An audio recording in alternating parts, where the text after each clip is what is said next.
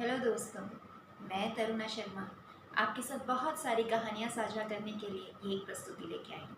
यूँ तो यूट्यूब पे, इंटरनेट पे कहानियों की, ज्ञान के से संबंधित चीज़ों की भरमार है, लेकिन वो कहानियाँ जो हमने अपने बचपन में सुनी, जिन कहानियों से सीख लेकर हमारे कल्पना के घोड़े चलते नहीं थे, उड़ते थे, वो कहानियाँ आज के बच्चों के पास शायद हैं ही नहीं। क्योंकि वो किसी और की दी हुई कल्पनाओं पर जीते हैं।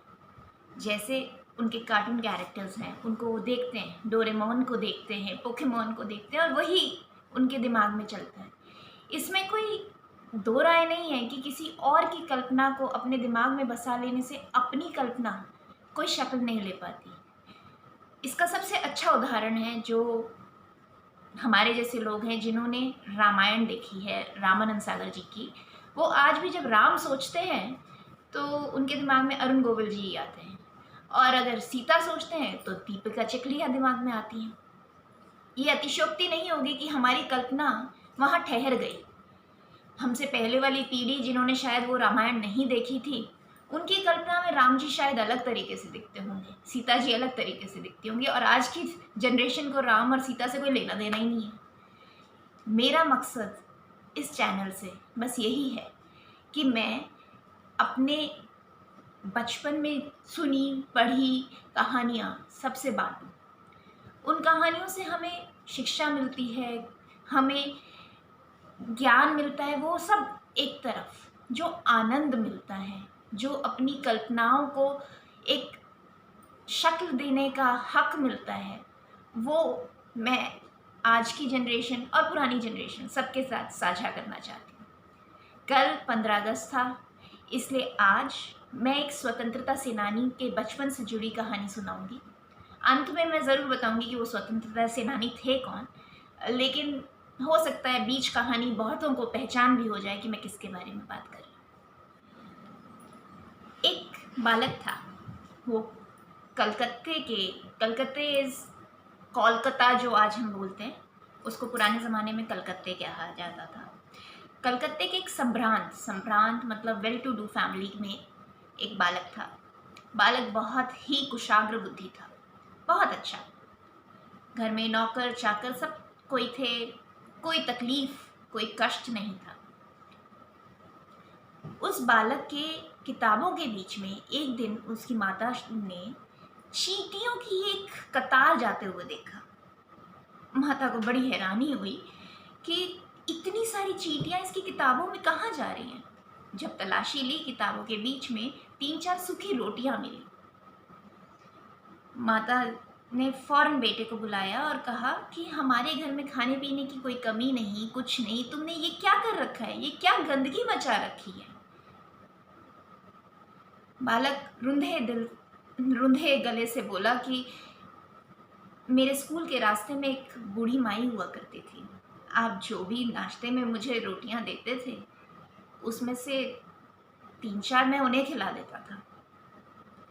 वो बूढ़ी माई कल रात को मर गई, तो ये रोटियां मेरी किताबों के बीच में ही रह गई, इसलिए आज चींटियां आ गई। माता को अपने बेटे, जो कि बहुत ही छोटा था, की दिलदारी पर बहुत स्नेह उमड़ा और उन्होंने अपने बेटे को गले लगा लिया। उन्होंने कहा कि अगर तुम ये बात मुझे पहले बता देते तो तुम अपने हिस्से की रोटी देने की बजाय मैं तुम्हें ताज़ा रोटियां बना के दे देती। पर मैं खुश हूँ कि तुमने अपने अंदर की सहृदयता को इतना अच्छे से समझा और उस बुढ़िया की मदद करने की कोशिश की। खैर, वो बच्चा बहुत स्वाभिमानी भी था। वो बच्चा बड़े होकर स्वतंत्रता सेनानी बना। वो देश के लिए कुछ करना चाहता था, लेकिन उसके पिता चाहते थे कि वो आईएएस ऑफिसर बने। आईएएस ऑफिसर की जितनी इज्जत आज है, उतनी आज़ादी से पहले भी हुआ करती थी। सिविल सर्विसेज पास करने के लिए लोगों को लंदन जाना पड़ता था, और उस बच्चे ने अपने पिता से कहा कि मैं अंग्रेज़ों की गुलामी नहीं करूँगा, बल्कि मैं अपने गुलाम देश को आज़ादी दिलाना चाहता हूँ। उसके पिता ने कहा कि तुम सिविल सर्विसेज पास नहीं कर सकते। इसलिए तुम बहाने बना रहे हो। उस बच्चे को, जो कि अब वयस्क हो चुका था, हमेशा ही अपने स्वाभिमान से बढ़कर कुछ नहीं लगता था।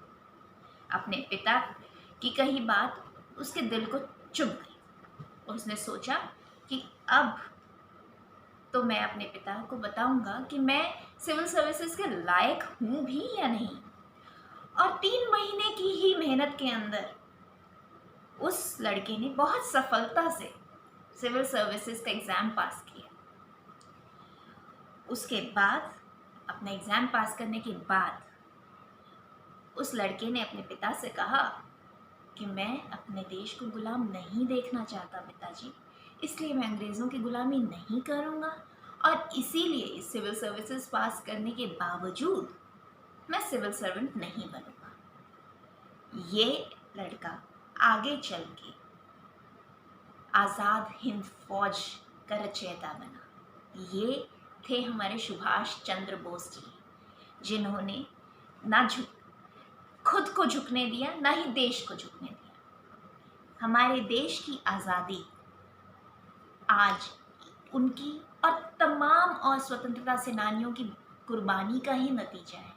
ये वो लोग हैं जिनको अपने देश से प्यार था।